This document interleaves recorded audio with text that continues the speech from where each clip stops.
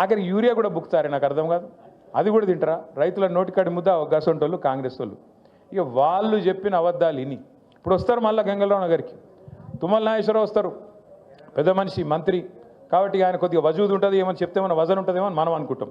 వచ్చి చెప్తాడు, అమ్మ మీకు తులం బంగారం ఇస్తా అంటాడు.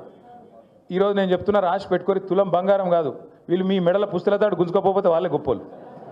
పచ్చి లంగాలు కాంగ్రెస్ వాళ్ళు. తులం బంగారం కాదు, తులం ఇనిమియరు.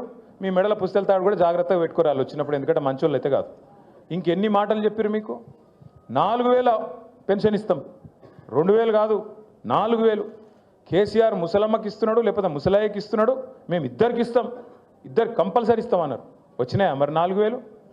22-23 నెలలు అయిపోయా, 4000 పెన్షన్ పత్తలేదు, 2,500 యాదికి లేదు.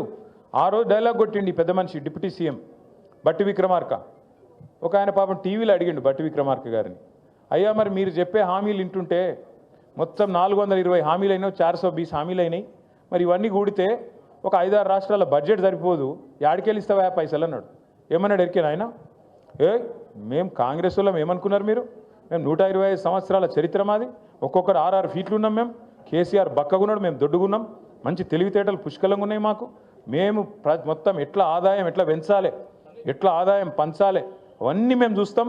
కొత్త అప్పులు చేయం, సంపద పెంచుతాం, అందరికి ఇచ్చిన హామీలు నిలబెట్టుకుంటాం, 100 రోజుల్లోనే 6 గ్యారంటీలు అమలు చేస్తాం, ఇగో బాండ్ పేపర్ మీద కూడా రాసిస్తున్నాం అన్నాడు.